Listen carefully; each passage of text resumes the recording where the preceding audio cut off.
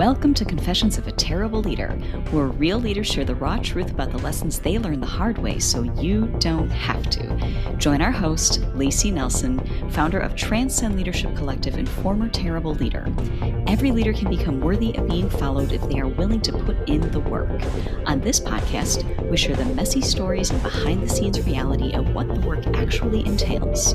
We welcome you to this community of revolutionary leaders who believe honest communication, healthy conflict, and building cultures of acceptance, respect, and trust are not only possible, but non-negotiable for cultivating world-class teams.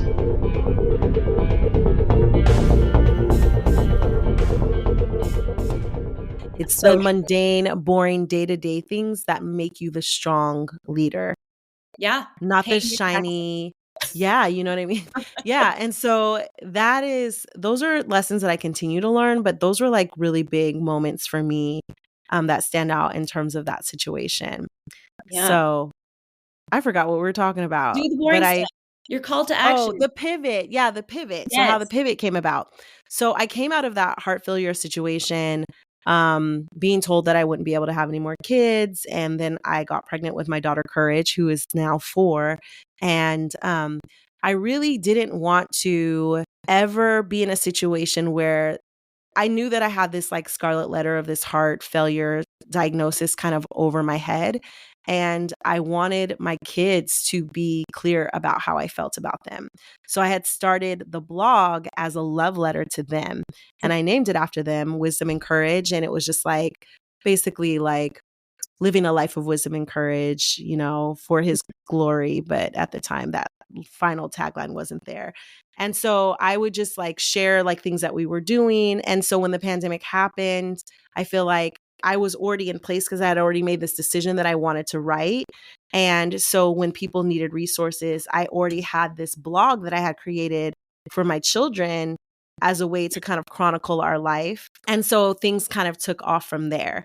And those few blogs like showed me what was possible, even though I cannot stand social media influencers, bloggers. At the time, I just was like really fighting it, even though the pull was strong to go in that direction. Because I feel like, oh, they're so contrived and so annoying. And like, I just didn't want to be a part of that world. But like everything in life was pointing me in that direction. Mm-hmm. And so I finally kind of decided to surrender and just to kind of see what would happen. And it was good. Yes. It was good. And so here we are. Yeah. Yeah. Incredible. One of the things I appreciate about following your social media is the realness of it. It is, I know I've known you before Instagram even was a thing, right? Like, yeah. And what you see is what you get. Like, you're so genuine and so there's not two Tashes. There's just you, and you're consistent across the domains. I appreciate that. And I think that takes a high level of vulnerability to be willing to go to that place. And at least it does for me. So like even sharing your journey of finding more of your family is what you're in the middle of right now and still processing it. And you're not like holding it close and saying, oh, I'm going to share it when I'm on the other side. You're like sharing all of the beauty, the glory, the mess, the self-awareness, the growth, the therapy that comes with all of, you know, just the journey of being a human on this incredible path. What year did you start? You like didn't go looking for your family. They kind of found you, right? Is that how that worked? Yeah. I mean, again, like I took the ancestry test in 2017, like after I'd gone through heart failure to confirm my mom's paternity. And then it kind of was quiet because that's kind of how it works, right? Like you just don't know what will come out of it. And I had just given birth to Courage. And then I got this message on Ancestry from like a 3rd, 4th cousin who was like, hey, I just took this test and you came up as one of my cousins, but that's really strange for me because my whole life I've been told that we don't have family in the United States. And she was just like, I'm actually 1st generation Haitian, born in the United States. All my family was born in Haiti. And she was just like, I would love to talk to you and hear more of your story. And I'm looking at the message like, what are you talking about? Like, Haiti? Like, what? I was so confused. So I wrote her back and I was just like, look, I would love to talk to you, but I don't have anything that I can like offer because I don't know who my father is. And I like this Haiti connection, like I don't even know what you're talking about. Like this Yeah. is like so crazy to me, right? That day I talked to her for like 2 or 3 hours. And I was explaining to her that I'd just given birth like 2 months before. And oh no, I think hers was a month old. She was Oh my like 4 weeks old. And I think because I had just given birth and actually my baby looks so different from what I anticipated, I was open to kind of hearing. Like it was almost like the timing of everything like made me go, let me see what this woman's talking about because I'm looking at this baby and she looks Uh-huh. different and it was just like the timing of all of it. Like as I think back on it now, I remember we were always talking about like who does Courage look like because she was just so different from Wisdom. She's And it's funny because I actually think she looks like Ike, but because she looks like a different version of Ike, but she definitely carries a lot of the Toussaint family traits. Mhm. And so it just was so funny. And like the more I talked to this woman and got to know her, like the more I learned about my heritage. After I actually spoke with her, I hired a genealogist and we determined that, my father was fully Haitian on both sides. And I started getting curious. And so I started kind of like exploring some of these matches that I had and trying to kind of understand my results better. And it just actually made a lot of things make sense because when I got my results, there was all of this like ancestry that really didn't make sense to me. I had like heavy Spanish and Portuguese and French and Irish and Scottish. And I was just like, what? This is weird. Like, where's this coming from? Like on the an opposite of that, Ike's getting his results back and it's like 97% African. And so Yeah. I'm just like, well, wait a minute, what's going on here? Because you've got like 1% Spanish and I'm like 25% European. Like, why? Like, this is Mhm. weird. Because I'm looking at myself and I'm like, I ain't mixed now. So what is this? Um, so yeah, like that was such a journey. And as the months went on, I was meeting more cousins. I made a connection with another woman and another man. Um, the woman lived in Guatemala at the time, and the man was in Haiti, and they were also my cousins. And I would spend just hours like texting with them and just like hearing their stories. And they were really committed to helping me find my dad because we Mhm. knew it was my dad's side, but we didn't know if my dad was alive. We didn't know like how I was related to them. Some of them were related, some of them weren't. So I knew that I was looking at both sides of my dad's family. So it was super complicated and it felt like I would take like a step forward and then take like 10 steps back. It was always like this big knotty mess. Yeah. I ended up going to Haiti in 2020 and it was like one of the most beautiful experiences of my life, like being in Haiti and seeing people who look like me. And I felt so connected, Mhm. even though I knew very little. Yeah. And um, it was just so strange. It was so strange being in a country that my ancestors were from and hearing the language because they don't, they speak Creole and they speak French. And like understanding that like this was my birthright, but feeling kind of disconnected from it because I'm like 40 years old and finding out about it for the first time, you know? Or Yeah. no, at that time I wasn't 40, I was like 39 or something. No, I think I was even younger, actually. Yeah. So in 2019, that was 4 years ago, that was my journey. And then last summer, my cousin who hosted me in Haiti encouraged me to take 23andMe. Mhm. And she was just like, there are a lot of Haitians that are showing up on this test that don't show up on Ancestry. And she's like, I just wonder if you took this test, if we might get closer to helping you find your dad. And so begrudgingly, Uh-huh. I was like, okay, I'll take this test. And so I took it. And honestly, last year at this time on this day, I still hadn't met my dad yet. I would be meeting him in the next couple of days. Oh my God. And I took the test, and 3 weeks later, I got my results back on September 18th, 2022. And I matched with my first cousin, Noelle. Mhm. And I reached out to her, and of course she didn't respond back because that would just be too easy. But I was able to do enough stalking to find her social media. And when I found her social media, I found a man whose name I recognized. My mom always gave me the name of my dad and gave me like the details of him. Like he was in the army, he was from Brooklyn, New York, like things like that. Because he has Haitian descent, his last name is actually French. And so she didn't write a French last name. So I was looking for the wrong person my whole life. But when I found this person on my cousin's friends list, I was like, this guy's my dad. I know it.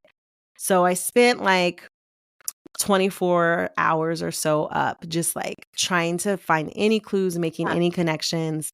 And by the next day in the afternoon, I was talking to him on the phone. Oh my gosh. Yeah.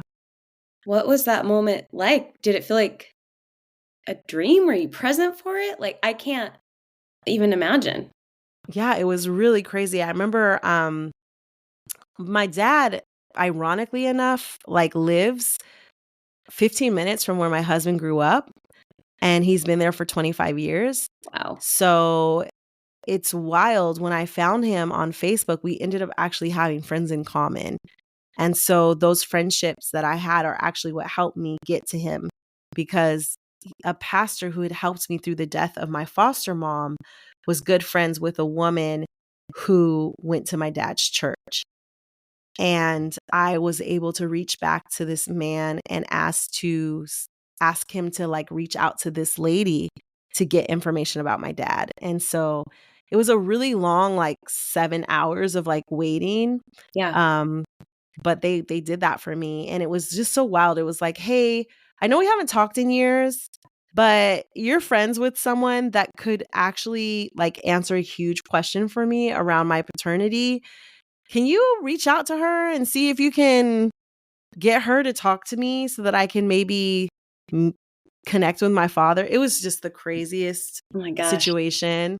And so they did all of that, and it was really, really long, like 6 hours of life for me, where I was just like on edge and just waiting or whatever. But when I talked to him for the first time, it felt really natural.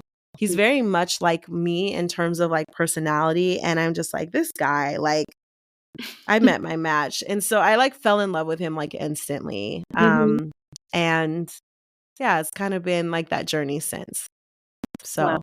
Thank you for sharing that. I mean, whew, the instances of you rallying community, creating community for people, creating belonging.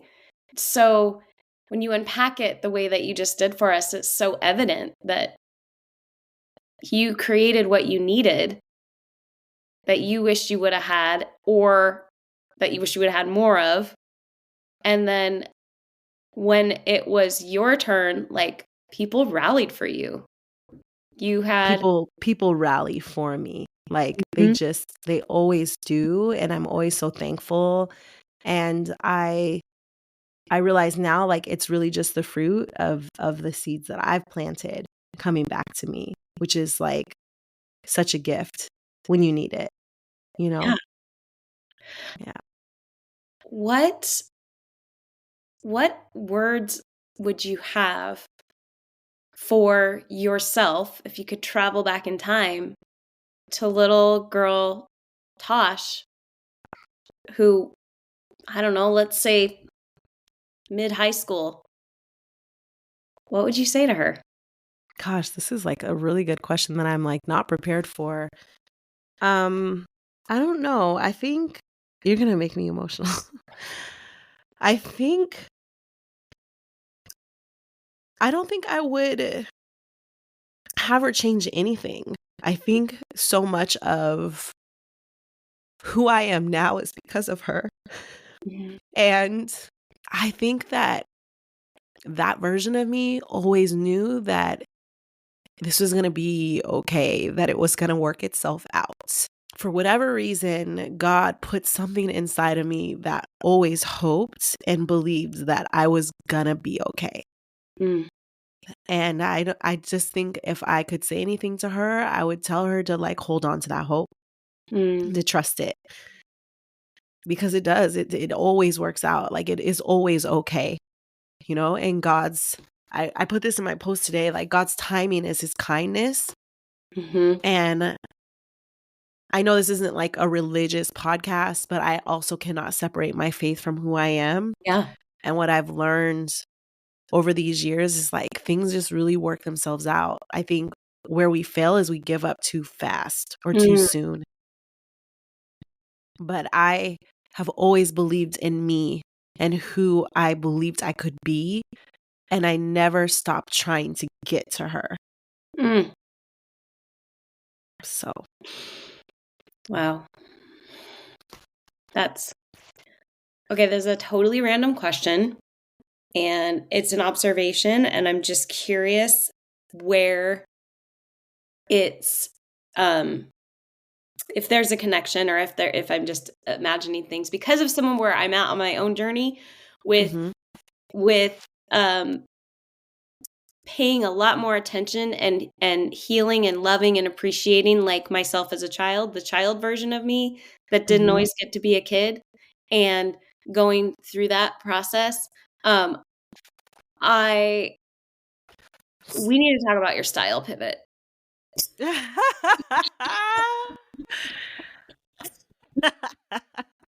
Yes, ma'am. What would you like to discuss? I would like to know if I'm imagining that this new phase of life that you're in, of embracing your identity, of reconnecting to yourself through and doing the hard work of some healing and self-awareness, seems to be emerging at the same time as this new ownership of like, I mean, anyone who's follows your content or goes and looks at it, scroll back a couple of years and then scroll up like where we're at today.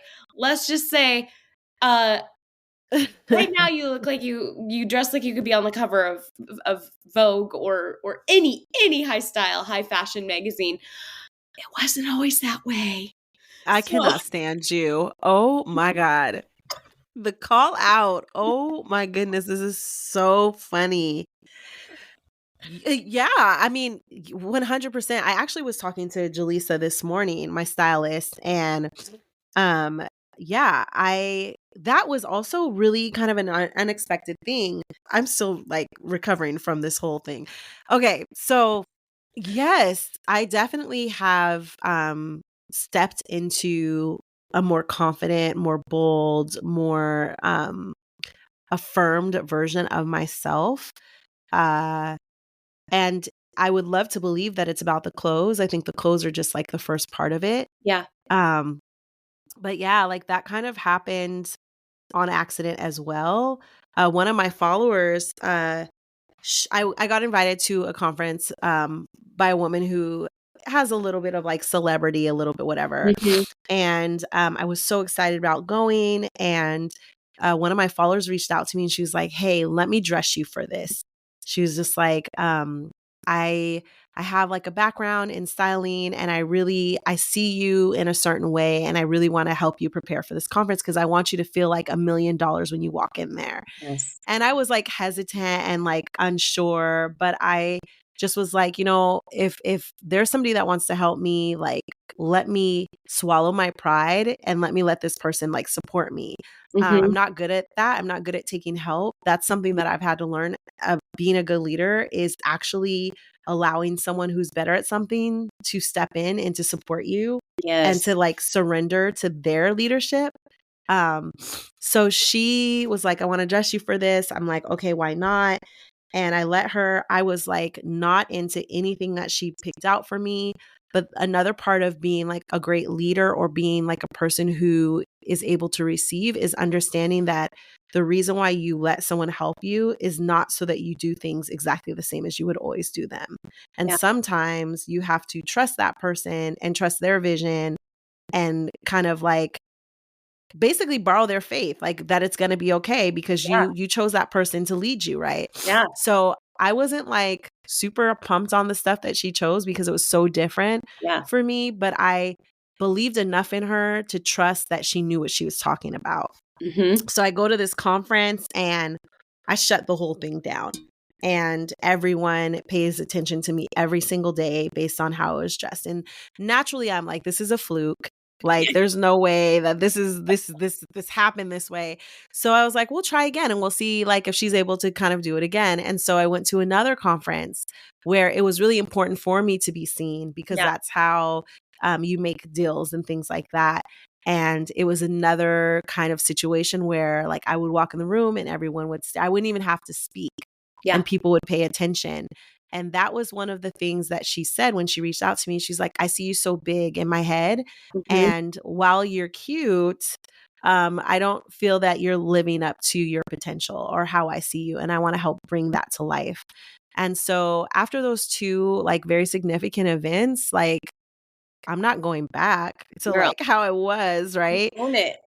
And so we've spent the last year, I mean, it started with her like styling me pretty heavy and helping me kind of figure out my style and who I wanted to be. And really, as I describe it to people who are like curious, I'm like, there's a version of ourselves that people see or that people box us into. And then there's a higher version of ourselves that we see in our head that we always strive to get to, but never feel that we can. And then we kind of fall somewhere in the middle. And that's where we stay and hang out, because we're not bold enough to step into like our full selves because we're worried about what people might think or what they'll say. Even though in our head or inside of ourselves, that's how we see ourselves, we're afraid to bring that person out. And so a lot of us get lost somewhere in like the middle. And I feel like what she has done is helped me to bring the person that I've always known myself to be to the forefront. And what you now are seeing is me like rising to the occasion and stepping into that, because I've always known when I see myself, that's how I see myself, but I've never known how to get there. And the key for you was trusting enough to let go, to like put on the clothes, walk in and go, I feel like I'm wearing a costume right now.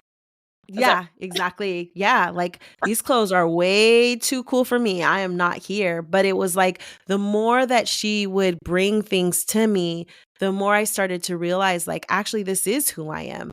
Actually, these clothes actually do fit me. And it was like the more confident I would show up, the more confidence or the more respect I would receive.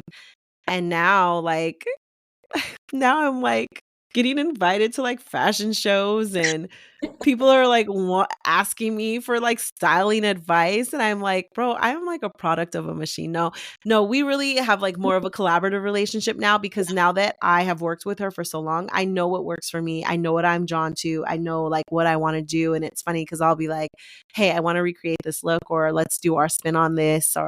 And so now we have this really fun, collaborative, creative relationship. And it's been really amazing to explore my style.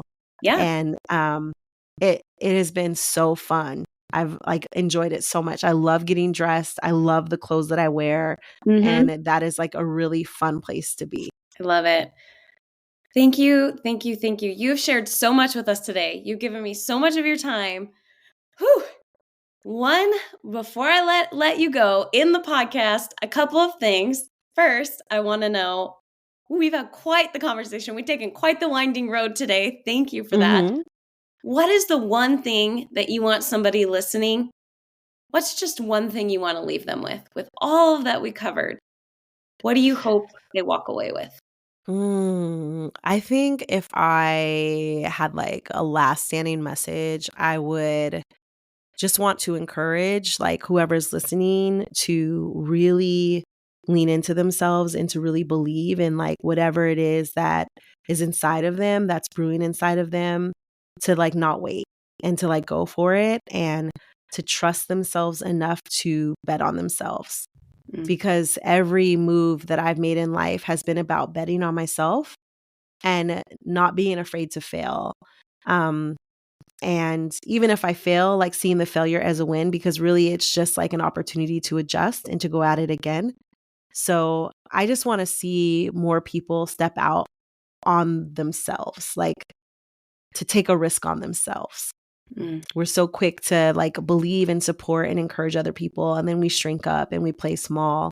And I just want to see like a generation of folks like rise up and be like, I actually believe in myself, because so much of it is for us, but not so much of it. It's for us, but so much of it is for everyone around us. You know, like the winning, the stepping out, the believing in yourself, the answering the call is for you, but then it empowers. I mean, it's so cliche, but it's so true. I'm watching that happen. Like as I take these big steps, these big leaps, people pay attention and they're empowered to also do the same things. Yeah. And that's really what life is all about. And that also is what leadership is about. Yes. It's not about being someone's boss or having a huge social media following. It's about understanding that we all have our circle that we get to steward and speak into, and leading from that place and seeing like that influence is significant. Everybody has influence. Courage has influence over her little sister, Glory. I have influence in my home. I have influence outside of my home. Like everybody carries a level of influence with them. But if you don't see it that way, you really can miss the mark. So such wisdom. Words of wisdom. Okay, now the fun stuff. Where can we find you? If they want to go find you, where do they go? You can find me anywhere online by putting in ITS Tash Haynes, TASHHAYNES. Awesome. We will include all the links in the show notes so people can come find you, support you, continue to be inspired daily. You're an incredible human. I sincerely love you so much. I'm so thankful that you are my friend, that you've been in my life for so long, and that you make me brave. So thank you so much for being here today, sharing with us. And until next time, listeners, go manage like a leader. Thanks for being part of this community of revolutionary leaders who believe honest communication, healthy conflict, and building cultures of acceptance, respect, and trust are not only possible, but non-negotiable for cultivating world-class teams. If one-to-one coaching, engaging workshops, or strategic planning that is actually useful are anything that interests you, make sure to head over to www.transcendleadershipcollective.com to check out our free resources. Confessions of a Terrible Leader is hosted by Layci Nelson and produced by Mary Scott. Music is by Leif Olson and Mary Scott from the band The Number of Months. Thank you so much for listening. Don't forget to like and subscribe. And until next time, go manage like a leader.